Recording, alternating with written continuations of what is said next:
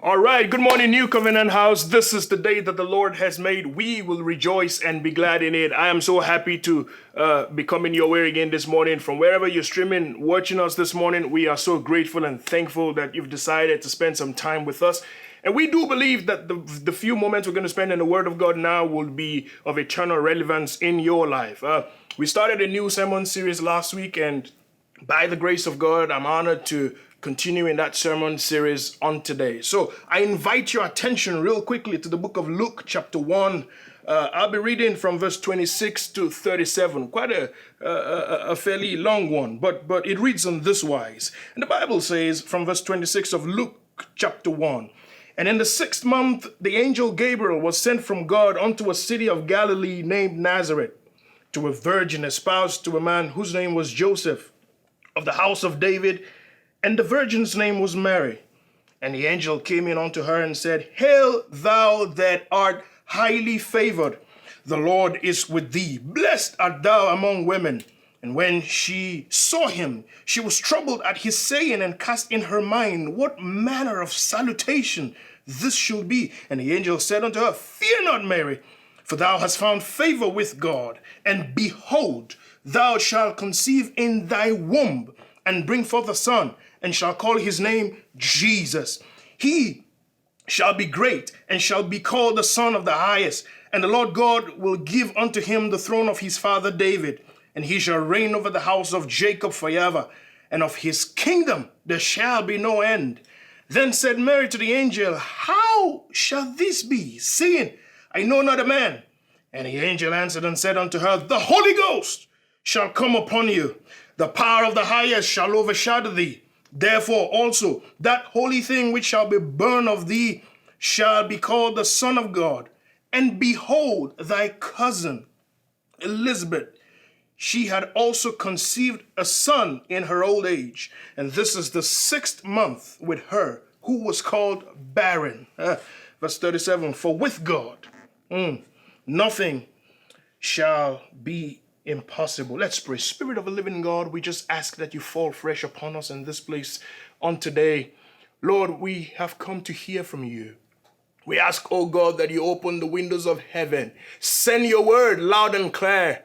Let it come forth with simplicity, yet let it come forth with power.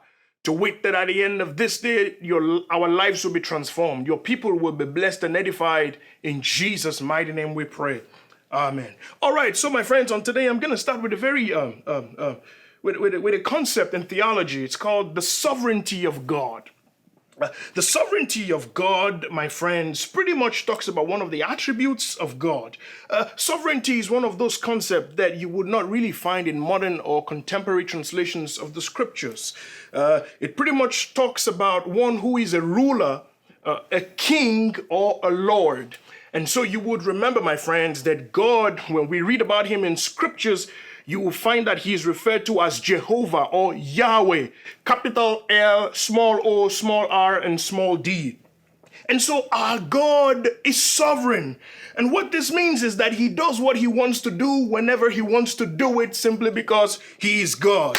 And so the book of Colossians chapter 1 helps us understand this context, because when we begin to talk about the sovereignty of God, we're talking about the fact that he is the one who rules over all, living things and non-living things. Paul helps us understand in chapter 1 and verse 16 of the book of Colossians. It says, For by him were all things created that are in heaven and that are in the earth, visible and invisible, whether they be thrones or dominions, principalities or powers. All things were created for him. Revelation chapter 4 verse 11 declares, Thou art worthy, O Lord, to receive glory and honor and power, for thou hast created all things, and for thy pleasure they were created. And so, my friends, God introduces himself to Moses in scriptures. You would remember in Exodus, God begins to walk with Moses. God introduces himself to Moses as Yahweh.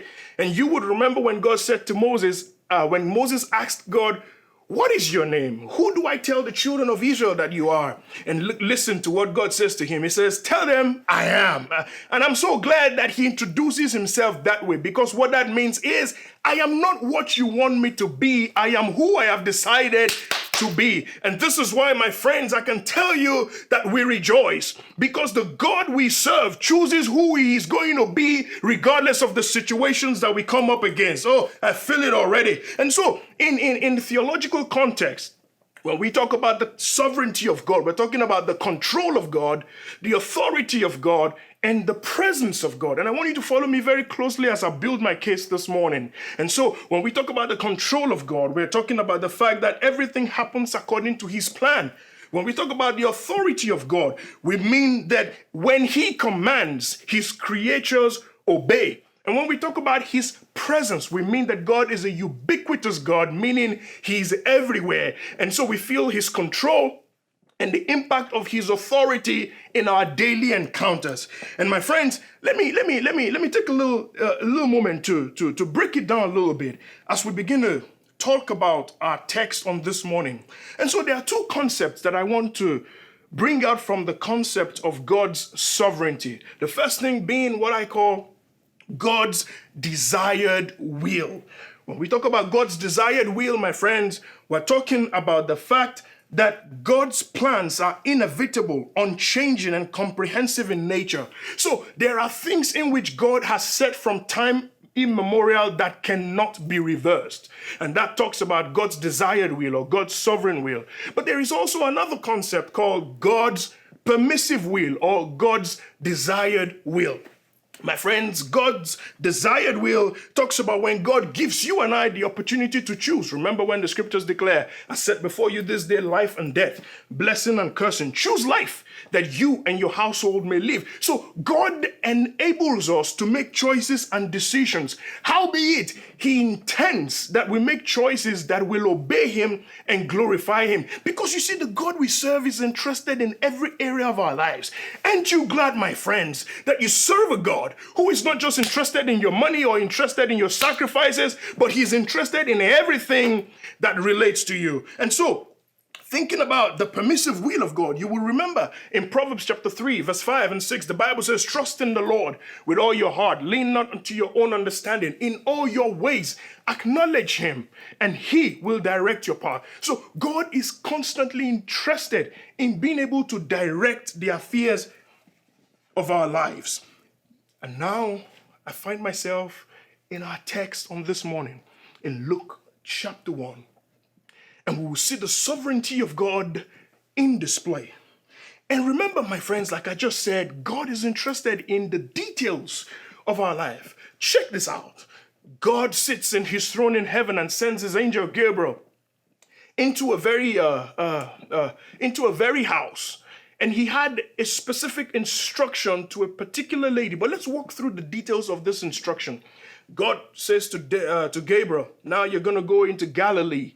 When you get to Galilee, there is a town in Galilee called Nazareth. In Nazareth, you will find a house. In the house, you will find several people, and you will find a virgin. This virgin is espoused to a gentleman whose name is Joseph. But please don't get it twisted. This Joseph is a descendant of David. And this virgin, her name is Mary. Look at the detailed explanation and instruction that God gave to Gabriel. My friends, I don't know where you're watching me from, but I came to tell you this morning, God knows exactly where you are. I don't care where you're watching from this morning. God says I should tell you, he knows where you are. In your living room, in your bathroom, wherever you are, God says I should tell you, he knows where you are. And this morning I have 3 points that I'm going to make, and I'm going to be out of here real quick. And the first point I want to make this morning is that God knows how to find you. The first point is God found me. So we're looking at the life of Mary from this text, and we're using that as to draw some inspirations for our life. So I'm going to be personalizing it, even though it pretty much applies to the life of Mary. So the first point, God found me. While I was putting this presentation together, I was thinking about how God found me. Look at the life of Mary. God found Mary. There was really nothing very special about her, but God found her. I don't know who is watching this morning. You look at your life and it doesn't feel like there is much to you, but God knows where you are. The Bible says God found her. And this assures me, my friends, that regardless of how crowded, it can never get too crowded for God to pick out his own. God knows how to pierce through the crowd. He knows how to pass and sweep through the crowd until he locates his own. Hallelujah. And so God found Mary in the same way God is able to find you. And I just want to pause for a moment and just thank God for finding me.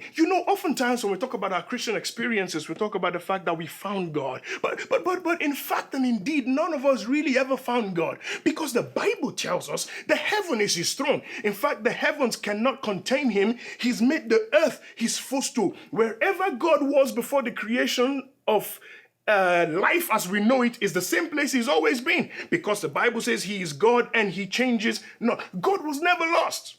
However, you and I, we've been lost, in need of a savior, in need of a Messiah. And so when we talk about who was found, it was God who found me. I just want to pause for a moment. Wherever you're watching, I just want you to type in the chat, thank you for finding me. I just want to thank you, Lord, this morning for finding me. I don't know where you were, but I remember where I was, and God found me. Every now and again, I thank him because he knows where I am and he's able to pick me up. It is David who said, even if I make my bed in hell, even there you are to guide me. Thank you, Lord, for finding me. I know somebody's still wondering, what was the pastor talking about? God found me. Let me tell you, there was this poet, an English poet. His name is John Newton, and he penned a very timeless piece of music. And he goes this way, through many dangers, toils and snares, I have already come, and it was grace that brought me safe thus far. And grace will lead me home. Somebody's still wondering, what's the pastor saying? Maybe you will relate to this. It says, amazing grace. How sweet the sound that saved someone like me. One day when I was lost, Jesus died on the cross. Listen, my friends, amazing grace. How sweet the sound that saved a wretch like me. I was once lost, but now I am found. Once blind, but now I see. My friends, I just want to park at that particular line that says, was once lost, but now I am found. I want to quickly park at that place for a moment and tell you about the but now moment. Every now and again, my wife will bring me a picture and ask me to examine the picture. But when I look at pictures in themselves, they don't make sense to me. And so, at some point, she will bring me a different picture prior to the one she's trying to make me examine. And then I can see the before and the after. Now, the after makes sense because I'm able to see the before. And so I'm talking about your life. When you look at yourself, there was a before and an after. And somebody's still wondering, what's this about? Let me tell you a few things. I was once sinking and sinking to rise no more. But now I'm the righteousness of God in Christ Jesus. I was once broke, busted, and disgusted, but I don't live there anymore. I was once plagued with sickness in my body, but now I'm healed. My family was confused and in disarray. I thought I was going to pack it up, but now we're happy as we can ever be. I just wonder if there's anybody listening to me this morning. You have but now moments in your life where you can look back at the things that God brought you from. That is why we still rejoice. If you're like me, wherever you are, put a praise on it. Thank you, Jesus. Thank you, Jesus. Hallelujah. Let me hurry quickly. And so I just talked about the fact that he found me. But the second point I want to make real quick before I go to my seat today is that he found a way to bless me. First point, he found me. The second one, he found a way to bless me. It's in the text. It's in the text. Look at the salutation given to Mary in verse 28. The Bible says, the Lord is with thee. Blessed art thou among women. Let's look at it again. Thou art highly favored. The Lord is with thee. Blessed art thou among women. Let's try. It'll be difficult for me to unpack that text, but I want to look at the word blessed. You see, it's impossible for me to unpack that word even with the time duration that I have. But let me quickly say this. The word blessed, as translated from the Greek to our English context, means that you're conferred with benefits. 1. 2, it means you're empowered. And 3, it means to cause something to prosper. Let me say that again. Number 1, it means you've been conferred with benefits. Number 2, it means you're empowered. And number 3, it is to cause someone or something to prosper. And so, my friends, sometimes you don't look like it. But I came all the way this morning to tell you, wherever you're listening to us, that God already has conferred his blessings upon you. What am I talking about? In Psalm 103 from verse 1 to 5, David begins to help us understand our benefits when he begins to pen down by the Spirit of God, "Bless the Lord, O my soul, and all that is within me. Bless his holy name. Bless the Lord, O my soul, and forget not all his benefits, who forgives all thine iniquities, who heals all your diseases, who redeems your life from destruction, who crowns you with loving kindness and tender mercies, who satisfies your mouth with good things, so that your youth is renewed like the eagles." My friends, those are a few of the benefits that God has conferred upon you. So what that means is that by virtue of your blessings, I can speak to every sickness in your life to disappear right now. In the name of Jesus, I can speak to every family that is at the edge of disarray, that the peace of God brings you back together. I can speak to any situation that is going against the blessing, and I can declare you are blessed. And so if you're watching, can you just type in the chat, "I'm blessed"? Listen, you may not feel like it, but it's got nothing to do with your feeling. God conferred his empowerment upon you. And so, my friends, when we go back to verse 29 of Luke chapter 1, what we begin to see here is that when the angel said to Mary, "You're blessed," it means that heaven released an empowerment upon Mary that was going to carry her through the next season of her life. And so, she was blessed. She was empowered. The same way you and I have been blessed and empowered because of Jesus. But let me move very quickly. You will notice, if you will, the Bible says something. Not only was she blessed, the Bible also says that the Lord is with you. Oof, my God.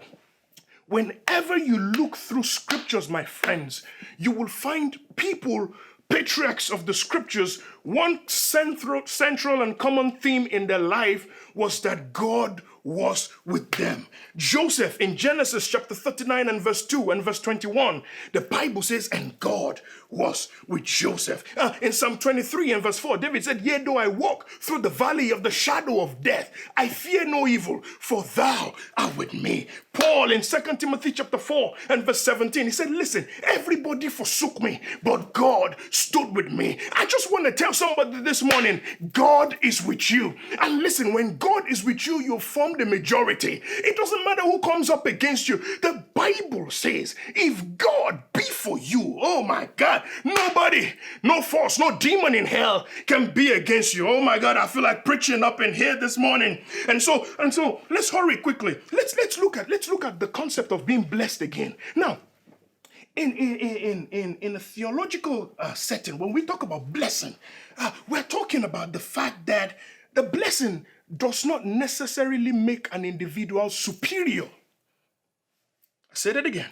The blessing upon an individual does not make you superior to others. It doesn't actually even make you better than others. What the blessing does is that it makes you different from others. Let me say that again. It doesn't make you better than. It makes you different from. What that means is that what happens to other people will not be your own outcome. It's all about the outcome. We may experience the same thing, but don't get it twisted. Because at the end of the day, my experience, my outcome is going to be different from your outcome. Why? because I am blessed. Let me drive home my point. For the folks who want me to drive home my point, I got you. Look at Daniel. Not everybody goes into the lion's den and comes out alive. But when Daniel got in the lion's den, he came out. Why? Because he was blessed. The outcome was different. You remember the walls of Jericho. Nobody really walks around the walls in order to break down the walls. But with the children of Israel, when they walked around the walls came down. Let me give you a third example. Virgins don't get pregnant, let alone have babies. But when God was getting ready to change the trajectory of humanity forever, he went down and found a virgin named Mary. And now we can talk about Mary, we can talk about Jesus, because the blessing changes your outcome. And I declare over everybody watching us this morning, the blessing is on you. Can you type in the chat, the blessing is on me? Oh, it's not just on you, it's on your children. It's on your children's children, unto 1,000 generations. And so, let's begin to trace this blessing in the life of Mary. Let's look at Mary's life for a second before this angelic visitation.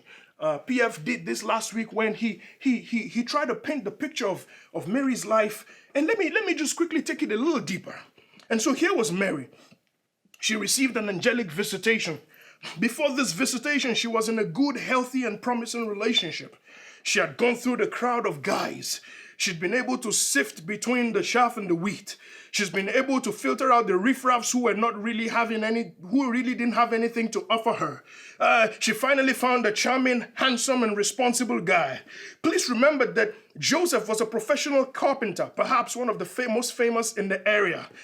In today's terms, I would say he was financially secure.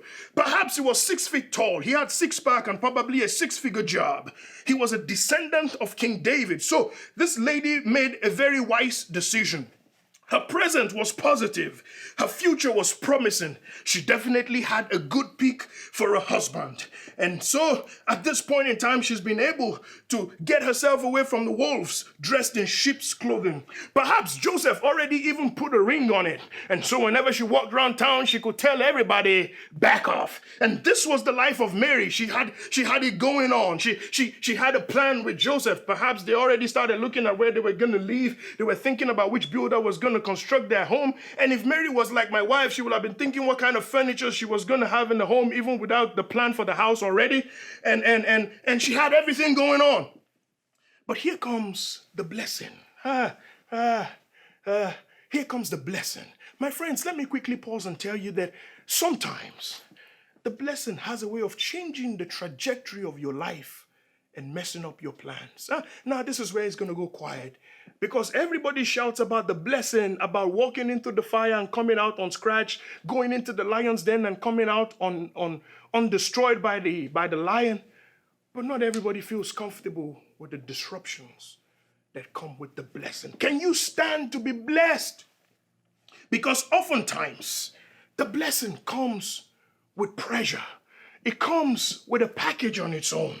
And so by the time this visitation from the angel was done, Mary was told that she was going to be pregnant. Now remember, she was living in a judgmental era. The law was clear on everything. It was difficult to explain that she was a virgin and yet she was pregnant. It was difficult. It was a difficult situation to be in. Talking about the angel got me pregnant. I mean, the Holy Spirit impregnated me. It didn't even make sense.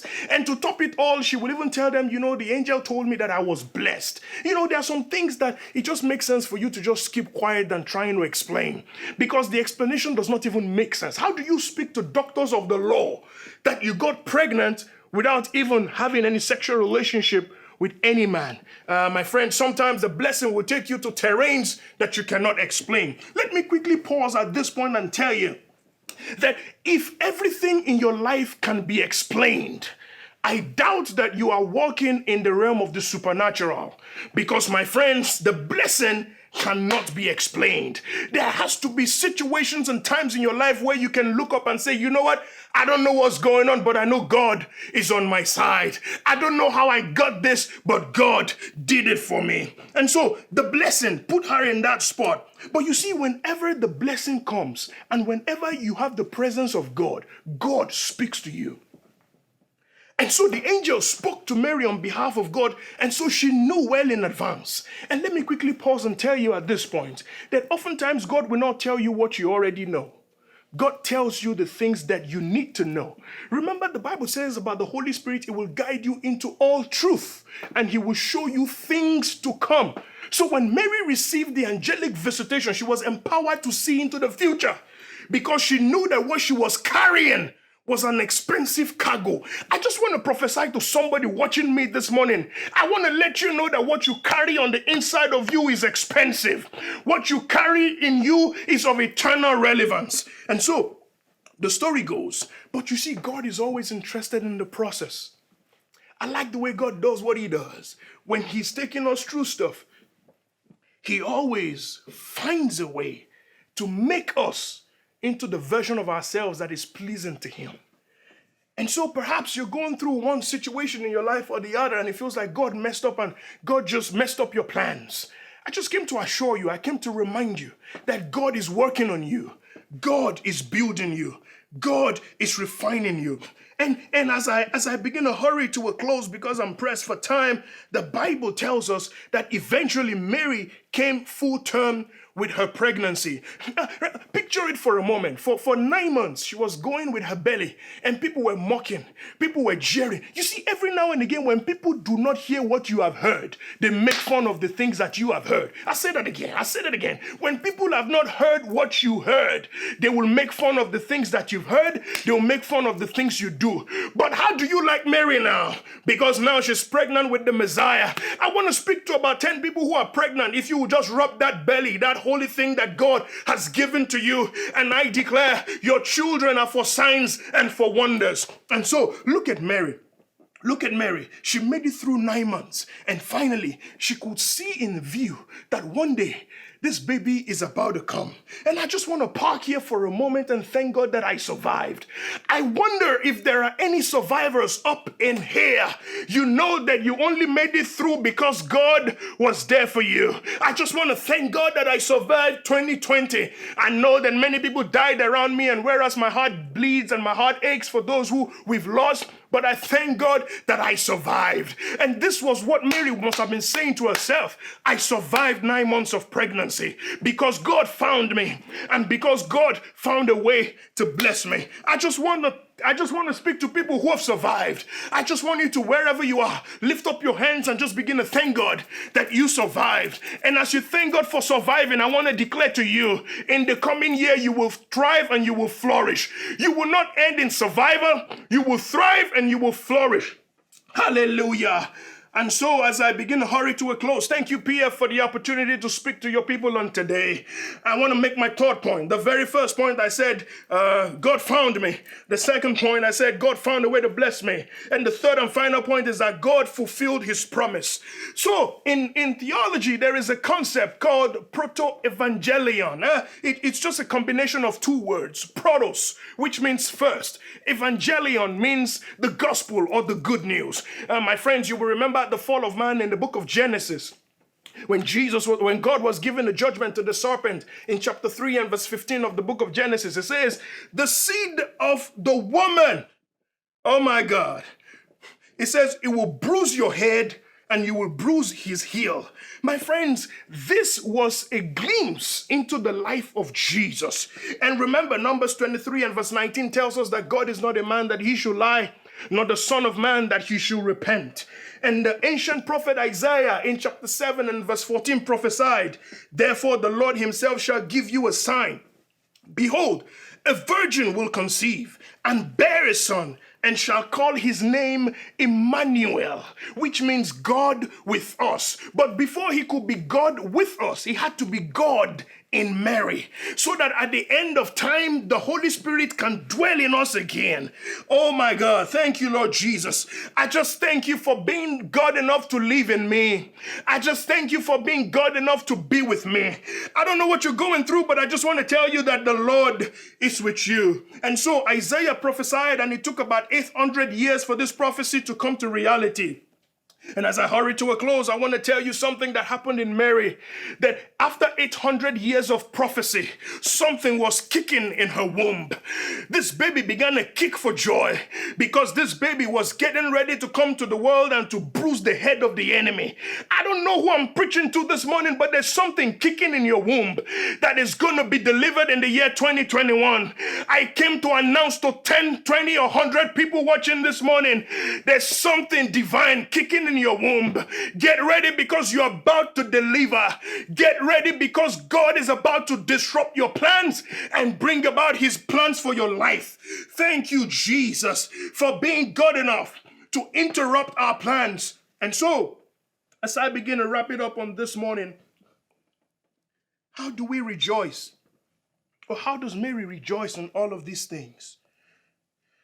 I perceive when I look at Mary and she gave birth to her child, it was this same child. The Bible says he was filled with wisdom. The Bible says he went about doing good and healing all that were oppressed of the devil, for God was with him. This same child healed the blind. This same child stopped deaf ears. This same child spoke to the wind. The Bible says even the winds and the waves obeyed him. And I perceive that Mary must have been a very proud mother, happy to see her child. And then there came this day where her son was going to walk the Via Dolorosa, and he was going to walk to the place where he was going to be crucified on Calvary's hill. And I wonder what was going on in the mind of Mary, that after all that I've been through, after all I went through, this child is still going after all. I don't know any mother who would like to see her child go that way. But Mary could rejoice because it's been said to her that this child was going to be the savior of the world. And so when Mary saw them hang him high and stretched him wide, she knew it was the fulfillment of our promise. And I want to tell somebody this morning, God is able to do just what he said he will do. And he will fulfill every promise that he's spoken to you. I came to tell somebody else, don't give up on God, because God will not give up on you. And so when they stretched him wide and they hung him high, Mary knew it was the fulfillment of her prophecy. And I survived all this time just to see that if he is lifted up, he will draw all punishment of the world unto himself.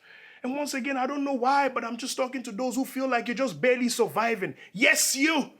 Here you are, you're still standing. After all you've been through, you've survived every toil, every snare. Oh yes, I'm alive. Simply because he found me. He found a way to bless me. And he fulfilled his promise. I want you to know that God is still out there looking for his own, looking for his children. God is still interested in his children coming back to him. His arms are open wide. I don't know where you are, but you see, oftentimes when you don't know God, you can't even understand what we're talking about. Or maybe you've even made Jesus your Lord, but you've drifted away. Because nobody ever drifts away from God completely without first drifting away casually. And so maybe you're out there, you've not made Jesus the Lord of your life, or at one point in time, you made him Lord of your life, but you've just been distracted. God says, I should tell you, he's out there with his arms wide open, waiting for you to come back home. If you want to make Jesus the Lord of your life, or if you want to rededicate your life back to Jesus, I just want you to say this prayer with me. Lord Jesus, I thank you for what you've done through Jesus, your son. Thank you for the death of Calvary. Thank you because in you I have life. Jesus, I accept you as my Lord and my Savior. Forgive me and cleanse me. I surrender my life to you. Be my Father, be my God, be my Lord, be sovereign over my life. In Jesus' name. Amen. Ladies and gentlemen, I present to you that our God is a God of amazing grace. And we still rejoice because whereas we don't know everything going on in the world, we know that our God is sovereign and he's still in control. Hallelujah.